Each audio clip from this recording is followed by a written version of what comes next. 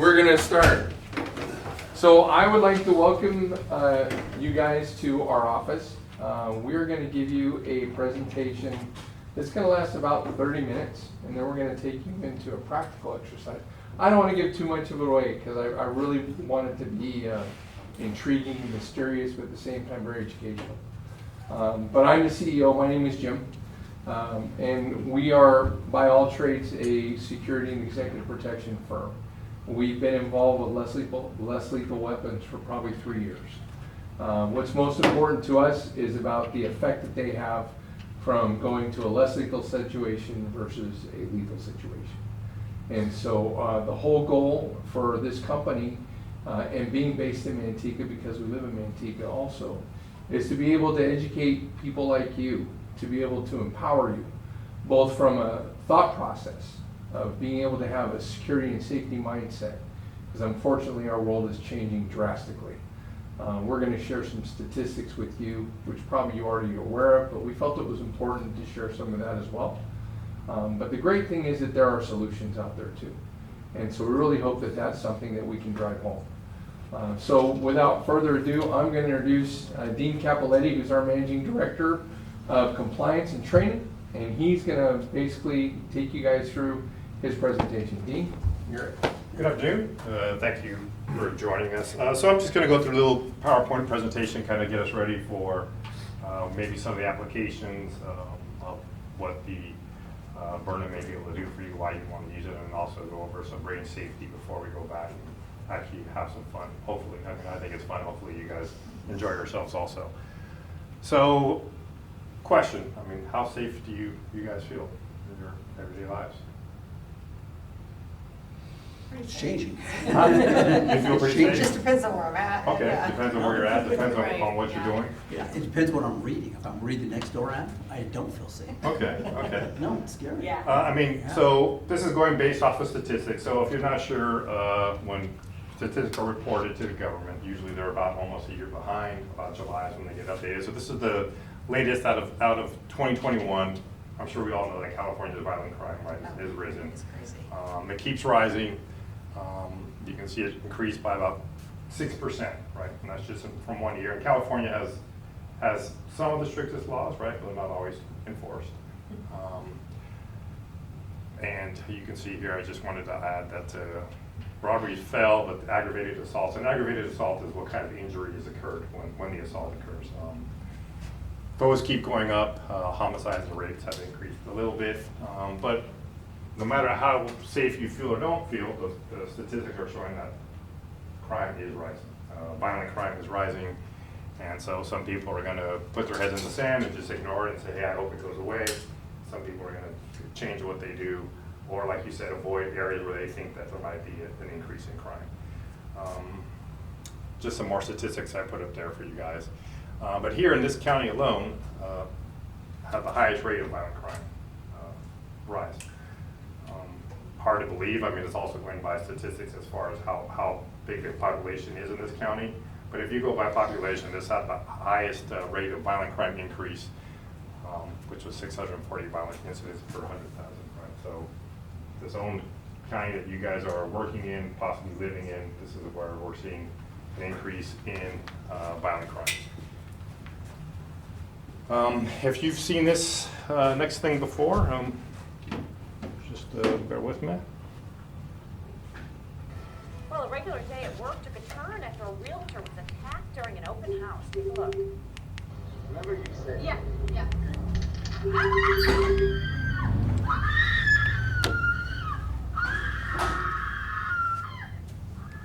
Well, that's the home surveillance camera able to capture it all. The man even appears to look at the camera before the attack. This happened over the weekend in Encino in Southern California. The realtor says he attacked her after she refused to take him back inside the home. She also claims she recognizes him from another open house that she held a week before. Police are now searching for that suspect. Have any of you heard of that before? Yeah. Yeah, you did. Anyone else? That was a while ago, right? That was That was about 3 years ago, 4 years ago, I think. That was a while ago, I remember that. Yeah, sorry, let me get this. And there was like a murder in Arizona, and there was a lot happening at that time. It was, but I know that I never, right, when Jim had shared with me that we had a group of realtors coming here, to me, a light clicked. I'm like, oh, you know what, I've actually had heard some of that, but it's not something I would generally believe is a dangerous job, right? Something that, hey, how much occupational safety is there, right? And I had to do some research, he helped me with some research, and that kind of opened my eyes, and it made sense, right? I don't know if you, on that specific case, she had actually said that suspect was riding his bicycle around the neighborhood, right? So he was already going back and forth and seeing when was there gonna be people coming, when there's not gonna be people coming in the house, knowing that there's gonna be somebody there alone and an opportunity to attack. I mean, there was all kinds of other ones that we were able to find, but I thought this was closest in time frame and also here in California. And what I wanted to point out is this was a crime that occurred. It wasn't, he didn't try to kill her, he didn't have any type of weapon. It was just his physical force, forcing himself upon her, sexually assaulting her, and who knows what else that would have happened, right? He had told her he wanted her to go inside the house. She, had that feeling that doesn't sound right. I'm not gonna go inside the house with you, and she was able to somewhat fight him off by screaming. But unfortunately, we never know what's gonna happen to us, right? In this case, that things ended well, but you never know. I don't have to tell you guys, right? You guys know you do the job, but one of the dangers you have is you normally are working alone. Right? You go out there, you're showing a property. A lot of times criminals know that, right? So depending on what they want, if they're looking for a crime of opportunity, there's the opportunity, right? I don't know what the vetting process is. If you have a potential client, how much backgrounds do you do on them when they come and either they want to see a home or they want you to see their home? I don't know what the process is. But if I was looking for someone to attack, it looks like an easy pool to choose from. Again, compounding on that, usually you're working with someone you don't know. Right? Sometimes it's going to be word of mouth, and you're going to go right out like, this is a client that was recommended to me by somebody else, and you're hoping that brings some sort of comfort, but do we really know who we're dealing with? And yeah, you can't control where your properties are, right? Sometimes you got to go where the business is, and sometimes, and you guys know this much better than I do, but sometimes the business might be better in an area maybe that's not as lucrative as it is to someone else, right? You're going to take advantage of like, hey, nobody else wants to sell that property, or nobody else wants to go in that property, but I'm going to take advantage of that, right? Because that's a business opportunity. It's going to be risk reward. How much risk is there for the potential reward that I have? And also, just honestly, and again, I'm presuming if I'm wrong, you guys aren't just in this for the money, right? You're out there because you actually enjoy bringing somebody, having somebody's dream get completed, right? Either they get their home or they sell their home. So there is some sort of also personal gratification that comes from, well, nobody else wants to help this family or nobody else wants to help this community, but I do, and I will take on that risk and going in there and helping the community or helping this family. So you got to put yourself in a situation knowingly, but also kind of unknowingly, hoping that nothing happens. So those are all reasons why, although you may hope it will never happen to you, there's the possibility that it may. Now, has anything like this ever happened to anybody here? Anything even close where there's the hairs on the back of your desk? I would say nothing's happened to us, but we've been in definitely many scary situations. 20-year career. Right. I specialize in default, which Okay. means foreclosures, probates, abandoned properties, divorce. Mostly foreclosures. During the 2009 to 2012, during the foreclosure market, people were angry. Yeah. And people were angry, and they had no place to live, so they were coming in, they were squatting. So we'd go on our properties and squatters would be running out. So that's not uncommon for us. That is not uncommon for me. And then you've got the people who are just angry, they want to destroy the property, and 100%. who knows if they're going to booby trap the property. We've had a bomb at one of our properties. No. Yeah. And how that, We've what was had, the outcome we've of had that? a suicide at one of our properties, a couple of our properties. So we've dealt with a lot of, we probably deal with more of the scary stuff than what most people deal with. Again, I would presume so, right? So So some of my, I know Jim kind of introduced me, so my background is law enforcement, and so I haven't had to, luckily or unluckily, had to deal with a realtor involved in a crime, right? That being said, I don't know, is it an underreported crime, right? Do some realtors just say, I'm not gonna take my time, I'm gonna call the police because I don't wanna bother them with this? And I've heard that with other crimes, where like, you know what, the police have more important things to do than for me to call them because I have a suspicious person out here, or because I have somebody sitting in the house. I just told that person to leave and they listened to me. Well, those unreported crimes, they mean something to law enforcement, right? Because law enforcement can find a pattern. You may think this is a person who maybe is just a harmless transient, but that may be a suspect in another crime that you don't know about. So I don't know, do crimes go unreported in your profession? Absolutely. Because you guys all don't want to bother the police, and you also want to move on to your next opportunity. You know, a lot of times when we call the police, they just go fill out an online report. Yeah. And that's been one of our bigger challenges. So nothing really is going to happen, so if you get to it, you get to it. If you don't, you don't. Gotcha. One of the things that we had to do was we evicted a lot of people during the bank foreclosure. And we know the police enforcement quite a bit, or the sheriffs, because they were doing all the evictions. Right. We do have like 3 evictions in one day, and we just go from one place to another. Right. And yeah, so we're used to seeing, they're prepared. Right. Most of the time, they just tell us to stay across the street. And, when we give the signal to clear, Yeah. they show up. Yeah, but unfortunately, you may ever be now the target, right? So somebody comes out of the house and they see a bunch of uniforms, and then they see a civilian, and it's like, okay, I'm not gonna go attack Yeah. the officers, but maybe I'm gonna see a civilian that I can We attack. shut our office down before because we've gotten threats. So, Yeah, during that time. okay. So you obviously understand the threat. I understand this at a high level. Okay, and public advertising, right? You guys are, sometimes you just, might be mass advertisement, hey, get everybody we can, have an open house, you never know, and you don't know who's gonna come. So what can you do? Gosh, that's something that's always on Find my another mind. career? Yeah. Right? I mean, how likely is that, right? You guys aren't in this, No. you guys are in it because you love it, I'm guessing, Yeah, right? yeah. Especially you're telling me all these things that have happened to you. You're not gonna be doing this for 20 years unless you really love your career, right? Right. You can hope you're not a victim, right? You can pray, you can burn sage, do whatever you think that's gonna keep the bad spirits away. You can change your mindset, right? Am I gonna be a victim, or am I not gonna be a victim?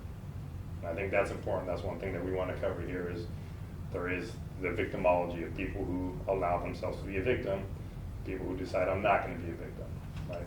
Fighting back can take many different forms. You can physically fight back, and it can just be a mindset. It can be what you decided to say that it's okay, I'm gonna allow this, or I'm not gonna allow this. Something I always shared with, usually it was with parents of crimes of victims of a crime, because I did work child abuse and sex crimes for a while, is I consider humans to be a type of animal, right? So in the animal kingdom, most animals you'll see them out in the kingdom, where you have a gazelle or somebody out in the water. If they sense there's a lion, they just take off, right? They don't wait to see, let me see, does the lion have good intentions or bad intentions? They think something's wrong, they're gone. But us as humans, I think most times you sense something, but your first reaction is like, oh, you know what? I don't want to think it that way. I don't want to think that person is going to do that. I don't want to think bad of that person. And we tend to disregard those intentions or those things that we sense, right? And so that's where I think sometimes we allow ourselves to be a victim because we're trying to give people the benefit of the doubt, even when everything in our body is telling us you shouldn't. You should believe what you think is happening. So kind of went over that. Don't be a victim. You can take self-defense classes, depending on whether you want to do some type of striking class, any type of ground fighting class. You can have a weapon, right? You can carry a weapon on you. What are some type of weapons that you might carry? Taser. Taser, okay. Do you Pepper carry spray. taser? Okay. Excellent. Pepper spray. Pepper spray? I have a little baby knife. Baby I knife. also have a knife too. Okay. Well, like the legal size. Okay. Like, Well, What's what a legal is a size? legal size? I think, I don't know, I think it can't be bigger than your palm or something, I don't know. Cause there's a difference between a And it fixed can't, or a what's the legal foldable. size? it can't be This like is a my knife. switchblade or anything like that. Yeah, see, it's, Yeah, yeah. foldable Yeah. is, so Yeah. foldable is different also, Yeah. right, with the legal knives. So there are What's the some legal size? I don't misconceptions know. about that. Just whip So it as out long, the as long as side. your knife doesn't just open when you flick it, you're fine, Yeah. right? Because if you open when it flicks it, then it's considered a switchblade. Yeah. But the reality is, I mean, I don't want to speak for all law enforcement, but if I was to come across you and you have that for something, you're not going out there and assaulting people, I rarely am going to care that you have a knife on your person or in your purse, right? But we have pepper spray, we have some people carry firearms, right? It's a little more difficult here in California, especially concealed carry. Pocket knives, I don't have baby knives, I'll put that under the pocket knives. And tasers, right? Now your taser, what are some of the advantages to your taser? Actually, I left my taser at home charging it because I Okay. have open house this weekend. Okay, so you carry a taser with you? But it also has, it's a flashlight as well, so. Oh, so it's not a taser brand taser? It's a taser where, I mean, you have to touch the person. Oh, It's good. not a Oh, long like one. so it's a contact tase. So Yes, it's not so what I do being is when I'm projectile. if I'm at an open house and I have it, it fits underneath my phone. Okay. And it has a, and it sort of goes on my wrist, so Okay. someone can't take it from me. Okay, And so I can have it on, Mhm. and I can have it underneath my phone, and no one knows I have it, because Gotcha. it fits exactly underneath my phone. gotcha. So So I that's- carry it Mhm. while I'm, not all the time, Ron's gonna be like, why the hell are you carrying a taser, Katie? But normally I won't, but Right. like I carry it like when I'm at the mall. Okay. I carry it all the time at the mall. Mhm. I carry it if I'm in the city. I carry it, when I'm with my kids. Mhm. And I just have it down with me, with my phone, and most people don't know I have it. And I have it on, and it's just, if someone comes near me, I've had it for 10+ years, I've never had to, Oh, okay. never had to use it. Well, it's awesome though, I mean, so what I hear But it though is just something I use, and it's just another part of me, and you're not gonna be a victim, and right? I my mean, that's kids know that they're safe. Right. And my kids, well, now they're older, but they still know that I carry it all the time. Yeah.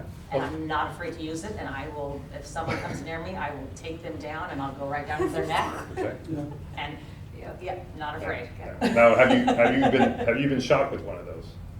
I've touched it, hell yeah. Okay. And so you know, right, it's all contact, right? So it's a Hell contact yeah, thing. and it hurts like a bitch. Yeah, it does hurt. It definitely hurts. So bad. And it Yeah. stings so bad. It does, and yeah, and it's gonna be a contact case, but you have to maintain contact, Oh, right? hell As soon as yeah. they move away, then. They won't. Then it stops, right, it stops. Then you got your baton clubs, right? So yeah, you have your tasers like you have, which, it's a contact tase. I mean, I can't get one like a cop has where I'm gonna go and We like actually tase can, someone far you away. actually can buy the type that. Oh, can fire. I? Yeah, but there are some disadvantages to it, right? So, I mean, if you want to get a really fancy one, the fancy ones right now, the X10 is the newest model. Yeah. Which actually you can fire 10 darts and you can pick which of the 10, 2 of the 10, which ones are the best. You can fire them 10 individually. That's the newest technology, that just came out from Taser. But you're looking at anywhere between $2,000 to $3,000 for those, right? Yeah, I only use it just if someone would ever come after me and they're like, like I said, that they're gonna actually come after me and Right. then I'm gonna, Yeah. I've had it for 10 years and knock on wood. No, but again, I mean, Never. I love the fact that here, I've got already people who are, you've made a conscious decision that I'm not gonna be a victim. Yes. I'm hoping nothing happens, but if it Yes. does, I'm not gonna make it easy, right? Yes. You have to really. I'm hoping want- once they hear the noise, Yeah. they're gonna shit their pants because it is louder than anything. Oh, yeah. You And got they're that gonna arc. say, not her. Right, yeah, Not I'll her. go find somebody I'll go else. for someone else. Yeah, that's 100%. exactly what I want them to hear. Yeah, is 100%. Not her. Has anybody here ever fired a firearm before? I have one. Okay, you have one, all right, nice. Yeah. So everyone has, okay. What we're gonna talk about today, oh, you got your battery operated noisemakers, you know, those are little squeals, scream. Yeah. Okay. So those are to ears. We actually have some here if you wanna hear some later. Kind of like think of an alarm in a house. Oh, It's yeah. it's in your hand, right? So the ability to get attention, right? It's like the young lady we saw here that was attacked. I mean, she screamed, that brought the attention. Yes. Made the assailant, or the assailant take off running because he didn't want anybody to come arrest him. Throw it there, Jim. Where is it? Oh, Go ahead, I'll demonstrate it once I get. So we're talking about it today Scares us. is the Byrna Launcher, right? So you can see them here on the right, they're launchers, they're less lethal. And we'll go over that a little bit more. It fires a 68 caliber round, right? So it's a good sized round. If anybody's ever played paintball, That's it. so scary. Scare me. But it's something, right? Again, it's better to have something than nothing, right? It draws your attention. At the very least, if somebody's walking, they see like what's going on, and look, hey, there's something going on there. But if you've ever played paintball, this is the same size caliber round as original paintball, right? It's a good size, it's a huge projectile. And you can have an effective range of up to 80 feet with this thing, right? So you with your taser, I don't have to get close to you, right? If you're at this distance, I can easily strike you if I have to, and I can move from where I'm at, right? I can create distance, I can get away, right? Because my goal would be to fire on you to get you away from me, or get me away from you. Right? I'm not trying to kill you, I'm trying to get you to stop you from assaulting me, which is what your taser does. I'll let you know that I'm serious. You have to go find another victim, because I'm not going to be your victim.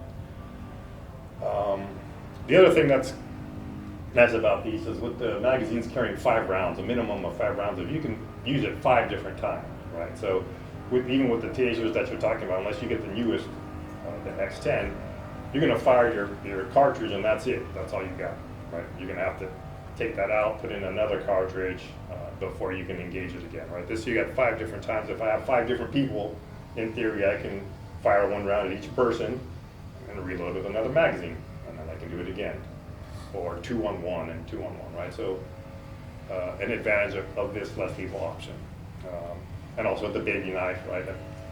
Got to wait for them to get too close to you. But again, I'm not trying to downplay what you guys have by any means. I'm just showing the options, right? It's great that you don't want to be a victim, but also if you can avoid getting cut, scratched, spit on, bit, have that distance, right? That reaction time. I would prefer to have more reaction time than to wait to have you get up close and personal. And if you do get up close and personal, I can still use this up close, right? It's a visual deterrent, right? So when you pull out one of these guns, right, it looks like a handgun. If you point the barrel at somebody, you'll see the size of that barrel, right? It's a 68 caliber barrel. It looks pretty imposing. You got that pointing at you. You can train and practice at home, and we'll show this to you. So awesome having a handgun, but you can't just shoot in your backyard. You can't shoot in your house. You can't go shoot in your bathroom, in your garage. You can't do any of that with you, right? And with the ammunition has gone up in cost, so you can't go to the range as much as you'd like to. If you just feel like shooting in the middle of the night, probably can't do it unless you're going to shoot up into the night sky, right? Which I don't recommend. Those of you that have handguns, right, you're going to realize that with these, it's a common operating procedure, right? You have a trigger pull, you have a safety, anti-safety on your thumb, magazine release, everything's the same as a gun. So if you've already shot a gun, it's the same operation thing, right? There's a few differences, which we'll go over when we're out there, but if you know how to shoot a gun, you can shoot this. You don't have to learn or unlearn something. And there's different options available of the rounds that you fire. So we're going to show you those out there too. We have kinetic rounds, which is what you're going to usually carry, but you have training rounds, you have pepper rounds with either pepper gas or the CS or a CN gas. There's all kinds of different rounds that you can choose, and you can fire them from the same magazine, or you can change that around. And I put there less lethal. So the reason why I say less lethal is because it's a less lethal round, right? So if I fire on you, and usually the suggested areas, target areas are the center body mass, or I want to try to concentrate on is your center body mass. I like to shoot people on the inner thighs. Those hurt a lot. Bony areas hurt a lot too, right? So if you shoot somebody in the hands, the knees, they feel that. They're not going to forget that stuff for a while. Hello, thank you for joining us. Hey. I'll have a few questions for you, and I'm sorry. So wait, you're saying you rather shoot them in their legs? Oh yeah, because this is less lethal, right? I do not want to kill you, right? I want you to know I'm serious, and you need to stop. Part of my fucking with me, because I'm not meant to be with. So I'm pulling this out to tell you I'm serious, and you don't think I'm serious, I'm gonna fire around and you're gonna see how serious I am, right? So again, my point of aim, point of impact should be, it's the same as the taser if you took a taser class. It's gonna be center body mass, right? So I want it from like the neck, you wanna avoid the groin, and you wanna kind of be here, right? You wanna hit the center body mass. And the reason why, honestly, the reason why is because that's usually the largest part on a person. Right. So it's easier to aim for center body mass because I'm gonna hit the center body mass, right? Unless you train often, it's gonna be hard to hit the head, it's gonna be hard to hit the hands. So people who say, well, why don't you just shoot a gun out of their hands? That's not realistic, right? It's not realistic, especially when someone's moving, especially in high adrenaline situations. So you aim for the center body mass, because if I miss the chest, I'm gonna hit the stomach. If I miss the stomach, I'm gonna hit the groin. If you can aim, but if I can aim, and the distance as well, and you'll see that these things are very accurate. I like hitting the inner thighs, because the inner thighs hurt. You feel that instantly. And how often do people have padding on their inner thighs, right? So a lot of people might be wearing jackets, a vest, something puffy, maybe they're overweight. They're not gonna feel it in some spots. You feel it, you're gonna feel it on your inner thigh. Okay, and you're gonna remember that for at least a week after. It's gonna leave a nice welt. They're gonna remember that you gave them a kiss, goodbye. Bones, like I said, bones hurt, knees, hands, elbows, anywhere that's bony, you're gonna feel it. But anywhere you hit, they're gonna remember this. And we'll go over this. We've had to use it before in security. And I can tell you that it was a person that was most likely on some type of narcotics. He was attacking one of the security guards. And there were 3 security guards, right? But he wasn't attacking with anything that would make them have to go to lethal force, but he's throwing objects at them, throwing traffic cones. Now, if you've ever picked up a real traffic cone, they're pretty heavy. They're probably about 10 pounds. And he's throwing that at the guards. And so the guard points the Byrna, fires one shot center body mass. Well, the guy moves, and so he hits him in the head. It's less lethal, so the guy doesn't die. But it pops his head, starts getting, bleeding. And the other 2 guards that are with this guard, they say we could tell that he wanted to come back. So he starts to come back, but he thinks, I don't think I want any more of that. There's one shot, changed this guy's complete mind about, do I really want to engage with this anymore, right? And that's what you're hoping, because I feel comfortable in saying nobody here wants to kill anybody, right? I think you have to be, something's wrong with you if you just want to go kill people, regardless. Even if they're attacking you, most humans don't want to just kill somebody. It's not in our human nature, right? Exactly. So you just want the attack to stop, right? And so you need to do something to let them know you're serious. Now, is this going to work on everyone? Of course not. Nothing is foolproof. Even guns are not foolproof, right? You've had people that have fought through multiple gunshots. But 95%, 90% of what we encounter, we're not going to encounter somebody with a gun. We're going to encounter somebody with either without a weapon or some type of weapon that we can gain distance on, and they're going to feel pain, right? And I say less lethal because let's say you do fire something on somebody. You fire 2-3 rounds, their legs, their body, and they're like, oh no, I'm still coming at you. If I had to go lethal, okay, I'm almost done. If I had to go lethal, I can shoot for your head, right? Because this can now become a lethal option. I'm going to try to shoot in the triangle, right? Head, nose, eyes, because you've made me change that level of force. And I'm getting to hurry up. I'm talking too much, so I'm sorry. So we'll go over this. This is kind of the basics of the Byrna. Again, we'll go over it more in depth over there. But you got your pistol here. I don't think you guys need me to go through everything. I'm sorry, have you ever shot a weapon? Firearm? Yes, I have. Oh, okay, so we have a bunch of well-versed shooters. So I was going over this. I mean, the operating procedure is almost the same. The one thing you're going to notice is different is, so in most firearms, right, you have your expended shell is going to eject. You don't have anything ejecting here, right, because everything is coming out of the barrel. The other thing is you'll see when you actually have a round, you're going to have a visual marker letting you know that there's a round in the chamber. All right, there's no recoil on these at all. Again, we'll go through all of that.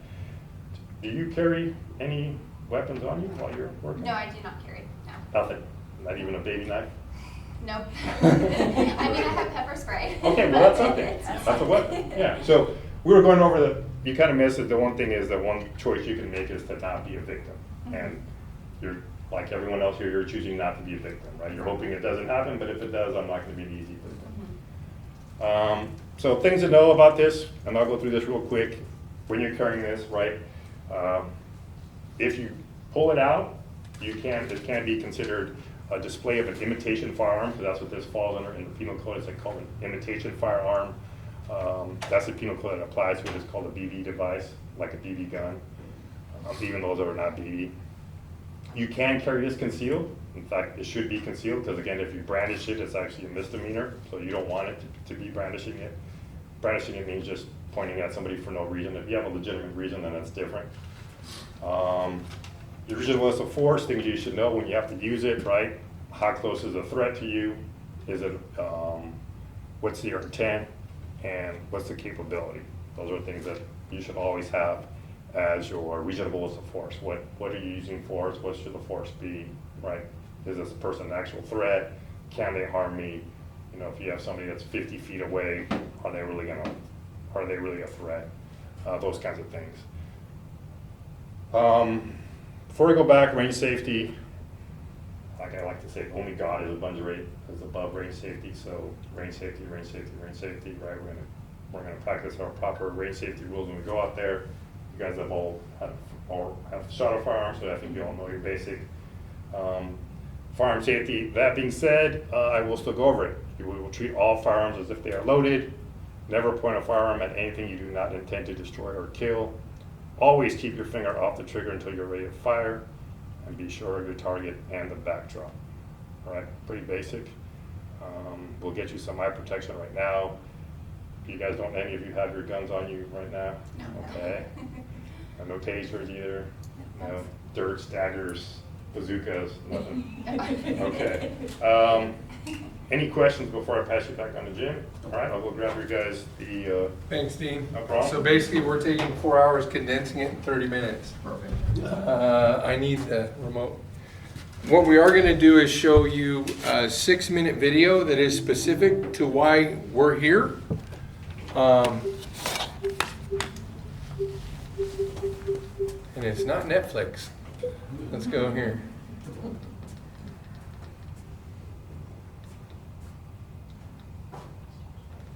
So you can watch this and then we will get started. Last year, there were approximately 13 million guns sold in the United States. Of that, 5.4 million went to first-time gun buyers.